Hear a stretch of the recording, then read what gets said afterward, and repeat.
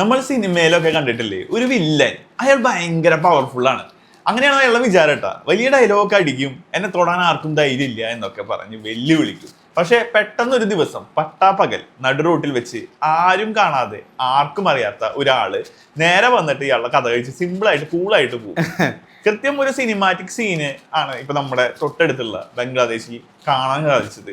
ഷെരീഫ് ഉസ്മാൻ ഹാദി, പേര് കേട്ടിട്ടുണ്ടാവും. അതെ അതെ അതെ അത് തന്നെയാണ് ശരിക്കും സംഭവിച്ചില്ലേ. കഴിഞ്ഞ കുറച്ച് ദിവസമായിട്ട് ഇന്റർനെറ്റ് മുഴുവൻ ഇത് തന്നെയാണ് ചർച്ച. ഈ ഹാദിനെ കുറിച്ചൊക്കെയുള്ള ചർച്ചയാണ്.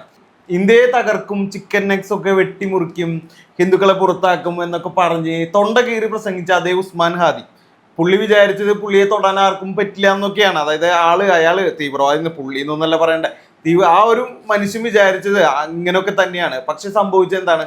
ബംഗ്ലാദേശിലെ തിരക്കേറിയ ഒരു റോഡിൽ വെച്ച് ബൈക്കിലെത്തി നീ കേൾക്കണം, ബൈക്കിലെത്തിയ അജ്ഞാതരായ 2 പേര് കൃത്യമായ പ്ലാനിങ്ങോടെ ഒരു തെളിവ് പോലും ബാക്കി വെക്കാതെ അയാളെ തീർത്ത് കളഞ്ഞു. ഇതൊരു സാധാരണ കൊലപാതകമല്ല, ശരിക്കും ഇതിൽ വലിയൊരു മെസ്സേജ് ഉണ്ട് എന്ന് തന്നെ പറയാം. കൃത്യമായിട്ട് ഇന്ത്യയിൽ ഒരു വാണിംഗ് ഇതിൽ എടുക്കുന്നുണ്ട്. ഇന്ത്യ ആണെന്ന് ഞാൻ പറയുന്നില്ല, അജ്ഞാതൻ ആരെങ്കിലും ആവട്ടെ. അല്ല, ഇത് ഇന്ത്യയുടെ പവർ എന്താന്ന് ശരിക്കും പറഞ്ഞു കൊടുക്കുകയാണ്. ഒരിക്കലും അണ്ടർസ്റ്റിമേറ്റ് ചെയ്യരുത് ഇന്ത്യനെ. അതാണ് എനിക്ക് ആദ്യം പറയാനുള്ളത്. കാരണം പാകിസ്ഥാനിൽ നമ്മൾ കണ്ടിരുന്ന ഒരു അൺനോൺ ഗൺമാൻ ഉണ്ട്, ആ ഒരു പ്രതിഭാസം അവിടെ കാണാറുണ്ട്. ഇപ്പൊ അത് ബംഗ്ലാദേശിൽ കൂടി ഷിഫ്റ്റ് ആയിട്ടുണ്ട്. നമുക്കെതിരെ ആര് തിരിയുന്നു അവിടെയൊക്കെ അൺനോൺ ഫാക്ടറീസ് വന്നിട്ട് കുറെ പേരെ കൊല്ലുന്നുണ്ട്. അതും തീവ്രവാദികളായ തെണ്ടികളെ, അങ്ങനെ തന്നെ പറയാം. അങ്ങനത്തെ ആൾക്കാരെയാണ് കൊല്ലുന്നത്. ആരാണ് ഈ അജ്ഞാതൻ? എന്താണ് ഇന്ത്യൻ സ്പൈ ഏജൻസി ആയിട്ടുള്ള റോയുടെ റോൾ ഇതില്? പിന്നെ ഇവർ എപ്പോഴും പറയുന്ന ഈ ചിക്കൻ സ്നെക്ക്, അത് ബ്ലോക്ക് ചെയ്യാൻ നടക്കുമോ? നമുക്ക് ഇതിനെ പറ്റിയിട്ടൊന്ന് അറിയേണ്ടതുണ്ട്, ഇതിന്റെ കാര്യങ്ങൾ നോക്കേണ്ടതുണ്ട്. ഇതിലേക്ക് കടക്കുമ്പോൾ എനിക്ക് പറയാനുള്ളത്, നമ്മൾ ഇതിന്റെ ഒരു ഫ്ലാഷ് ബാക്ക് നോക്കണം. 1971 അറിയില്ലേ, 1971 ബംഗ്ലാദേശ് എന്ന രാജ്യം ഉണ്ടായ ഒരു ചരിത്രം. പാകിസ്ഥാൻ പട്ടാളം അവിടെയുള്ള സ്ത്രീകളെ റേപ്പ് ചെയ്യുന്ന ഒരു സംഭവം, അതുപോലെ തന്നെ ബുദ്ധിജീവികളെ കൊന്നൊടുക്കുകയും ചെയ്തപ്പോൾ ദൈവമേ രക്ഷിക്കണേ എന്നൊക്കെ വിളിച്ച് കരഞ്ഞ് ഓടി വന്ന ആളുകളാണ് ഇവർ. അന്ന് സംരക്ഷിക്കാൻ ചെന്നത് ഇന്ത്യൻ ആർമി തന്നെയാണ്. അവിടെ ദൈവമായിട്ട് വന്നപ്പോ ഇന്ത്യൻ ആർമിയാണ്. അതെ അതെ അതെ നമ്മുടെ 3000-ലധികം പട്ടാളക്കാരാണ് അന്ന് അവിടെ ചോര ചിന്തി മരിച്ചത്. എന്നിട്ട് ഇപ്പോൾ 2024-25 എത്തി നിൽക്കുമ്പോൾ ഇവര് എന്താണ് ശരിക്കും ചെയ്യുന്നത്? ശരിക്കും പറഞ്ഞു കഴിഞ്ഞാൽ നന്ദികേടിന്റെ മറ്റൊരു വാക്കായിട്ട് നമുക്ക് കാണാൻ പറ്റും ബംഗ്ലാദേശിനെ. അത്രയും നന്ദികേട്, ആ ഒരു നന്ദികേടിന് വേറൊരു ഇതില്ല. അത്രയും നന്ദികേട് കാണിച്ചിട്ടുണ്ടാവില്ല വേറെ ആൾക്കാരൊന്നും. ഷെയ്ഖ് ഹസീന മാറിയതോടെ അവിടെയുള്ള റാഡിക്കലുകൾക്ക് വലിയൊരു ധൈര്യമാണ് കിട്ടിയത്. അവർക്ക് പിന്നിൽ പാകിസ്ഥാനും ചൈനയും ഉണ്ടെന്നുള്ളത് വ്യക്തമായിട്ടുള്ള ഒരു കാര്യമാണ്. അവർ അവിടെയുള്ള യുവാക്കളെ പറഞ്ഞു പഠിപ്പിക്കുന്നത് ഇന്ത്യയാണ് നമ്മുടെ ശത്രു എന്നാണ്. പക്ഷെ അവർ മറന്നു പോകുന്ന ഒരു കാര്യമാണ്, 1974 അല്ലെങ്കിൽ 71 ഇന്ത്യയല്ല, ആ സമയത്ത് ഉണ്ടായിരുന്നൊരു ഇന്ത്യ ഉണ്ടല്ലോ. 1971 ഇന്ത്യ എങ്ങനെയാണോ നമ്മളെ സപ്പോർട്ട് ചെയ്തത്, ആ രാജ്യത്തെ സപ്പോർട്ട് തിരിച്ചു ചെയ്തില്ലെങ്കിലും ഒപ്പം തന്നെ അന്നുണ്ടായിരുന്ന ഒരു ലോക്കൽ മിലിറ്ററി അല്ല ഇപ്പോൾ ഉള്ളത്. അതായത് അതിന്റെ 10 ഇരട്ടി അല്ലെങ്കിൽ 100 ഇരട്ടി എനർജി ഇപ്പൊ നമ്മുടെ ഇന്ത്യക്ക് ഉണ്ട്. ആ ഒരു ഇന്ത്യയാണ് ഇപ്പൊ 2025 നിന്ന്. അന്ന് നമ്മൾ ഡിഫെൻസീവ് ആയിരുന്നു എങ്കിൽ ഇന്ന് നമ്മൾ ഒഫൻസീവ് കൂടിയാണ്. അതെ, നമ്മൾ ഒഫൻസീവ് ആയി ഭയങ്കരമായിട്ട്. ശത്രു വീട്ടിൽ വന്ന് അടിക്കാൻ കാത്തു നിൽക്കുന്ന ശീലം ഇന്ന് ഇന്ത്യക്ക് ഇല്ല. കേറി പണിയാണ്. അതാണ് പാകിസ്ഥാനിൽ ഉണ്ടായിട്ടുണ്ടല്ലോ. അതെ അതെ, കറക്റ്റ് ആണ് പറഞ്ഞത്. ഇവിടെയാണ് നമ്മൾ ഈ അജ്ഞാതന്റെ റോള് ശരിക്കും ചർച്ച ചെയ്യേണ്ടത് അല്ലേ? അതെ അതെ. നീ ഒന്ന് നോക്കി. അതായത് പാകിസ്ഥാനിൽ കഴിഞ്ഞ കുറച്ച് നാളുകളായിട്ട് ലഷ്കർ തലവന്മാരും ഇന്ത്യ വിരുദ്ധ ഭീകരരും ദുരൂഹമായി കൊല്ലപ്പെടുന്നുണ്ട്. അതെ അതെ, ദുരൂഹമായി കൊല്ലപ്പെടുന്നുണ്ട്. ലഷ്കർ തലവന്മാരും അതുപോലെ തന്നെ എല്ലാവരും ഒരു ഇന്ത്യക്കെതിരെ നിൽക്കുന്ന ഇന്ത്യ വിരുദ്ധ ശക്തികളൊക്കെ ഇതുപോലെ കൊല്ലപ്പെടുന്നുണ്ട്. വളരെ ദുരൂഹമായി ഒരു അജ്ഞാതന്റെ കയ്യിൽ നിന്ന് കൊല്ലപ്പെടുന്നുണ്ട്. അജ്ഞാതന്റെ പേരൊന്നും അറിയുന്നില്ല, പക്ഷെ അങ്ങനെ കൊല്ലപ്പെടുന്നുണ്ട്. രാവിലെ നടക്കാറിറങ്ങുമ്പോഴോ അല്ലെങ്കിൽ പള്ളിയിലൊക്കെ പോകുന്ന സമയത്താണ് അവർക്ക് വെടിയേൽക്കുന്നത്. ഇതിനൊന്നും ആരും ഉത്തരവാദിത്വം ഏറ്റെടുക്കുന്നുമില്ല.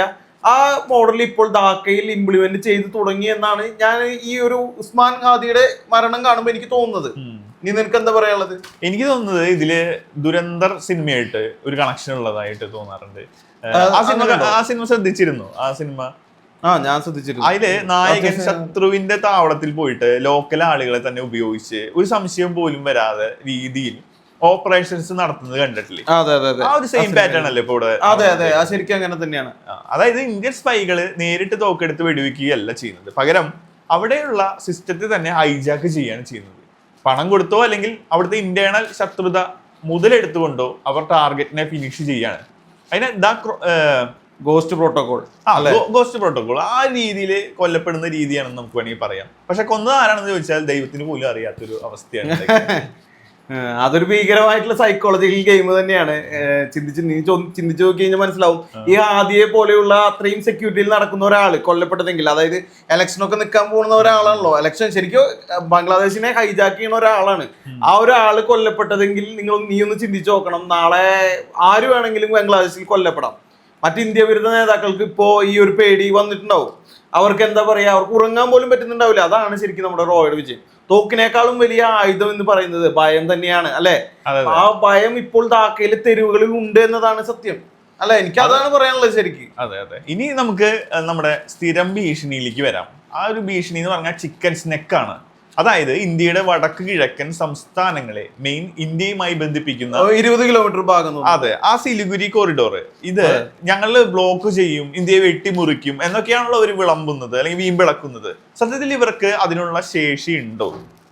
ഈ ഒരു കാര്യം കേൾക്കുമ്പോൾ എനിക്ക് ശരിക്കും പറഞ്ഞ് ചിരിയാണ് വരുന്നത്. ഇവർ വിചാരിക്കുന്നത് ഇന്ത്യൻ മിലിറ്ററി എന്ന് വെച്ച് കഴിഞ്ഞാൽ ഇവരുടെ കയ്യിലിരിക്കുന്ന വടിവാളും നാടൻ ബോംബും ആണെന്നാണ്.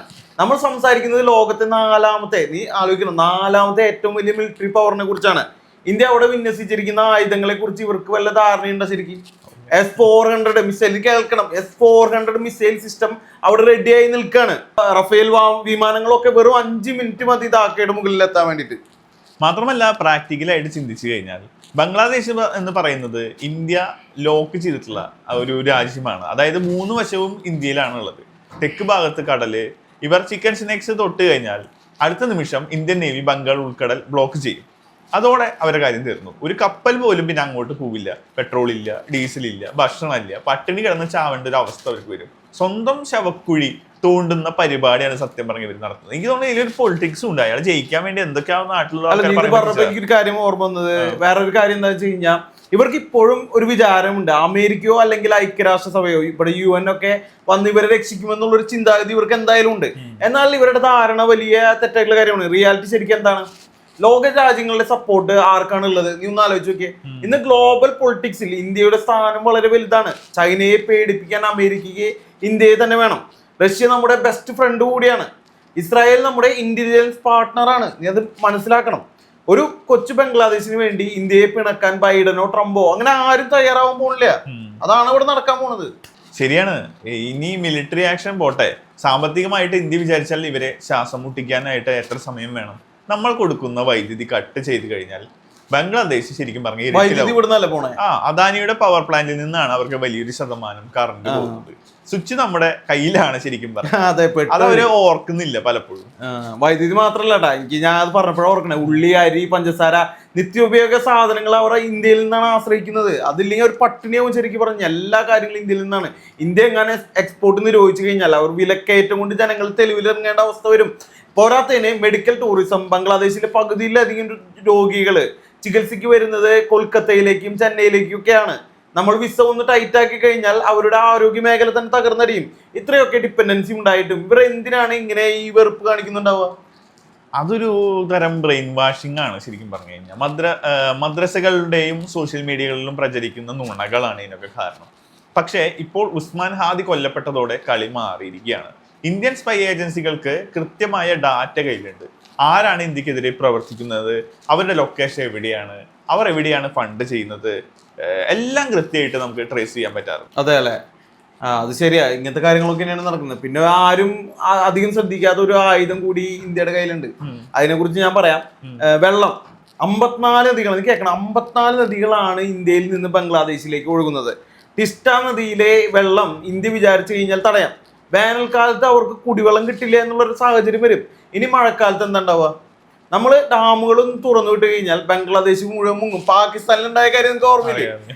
അതായത് അവരുടെ ജീവശ്വാസം, അവരുടെ വെള്ളം, അവരുടെ ഭക്ഷണം എല്ലാം ഇന്ത്യയുടെ ഒരു ഔദാര്യം പോലെയാണ് നടക്കുന്നത്. അതായത് ഇന്ത്യ ഇത്ര നാള് സ്നേഹിച്ചിരുന്ന ഒരു രാജ്യമാണ് ബംഗ്ലാദേശ്. അതായത് പാകിസ്ഥാനെ തള്ളിയിട്ട് ബംഗ്ലാദേശ് ആയിരുന്നു നമ്മുടെ ഒപ്പം ഉണ്ടായിരുന്നത്. ശരിക്കും പറഞ്ഞാ എന്നിട്ടും ഇന്ത്യനെ തകർക്കണം, അതാണ് അവർ ഉദ്ദേശിച്ചത്. ഈ മൈൻഡാണ് ഇവർക്കുള്ളത്. അവരോട് തോന്നുന്നുള്ളൂ. ഈ ആദ്യമാണ് ഇതൊക്കെ കൂട്ടി വെച്ചിട്ടുള്ളത്. അതെ അതെ.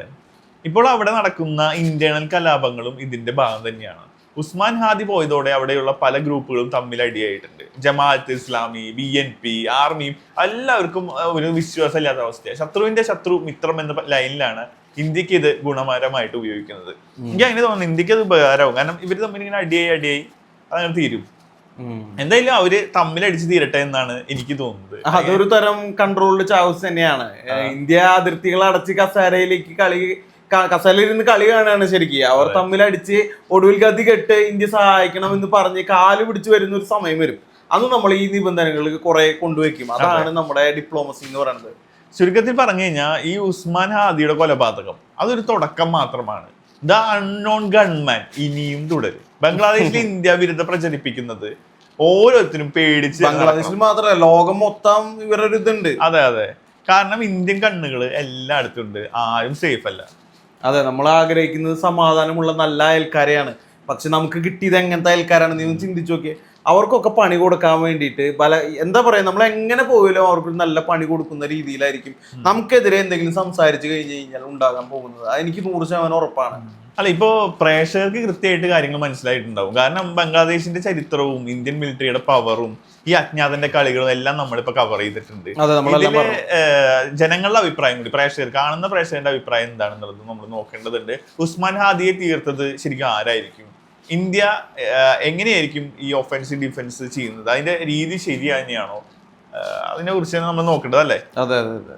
കമന്റ് ബോക്സ് എന്തായാലും നിങ്ങളുടെ അഭിപ്രായങ്ങൾ പറയുക. നിർബന്ധമായി അതിനെക്കുറിച്ച് കാര്യങ്ങൾ പറയുക. എന്താണ് നിങ്ങൾക്ക് ഞങ്ങളുടെ അഭിപ്രായങ്ങളോട് എതിരഭിപ്രായം ഉണ്ടെങ്കിൽ തീർച്ചയായിട്ടും നിങ്ങൾക്ക് പറയാം.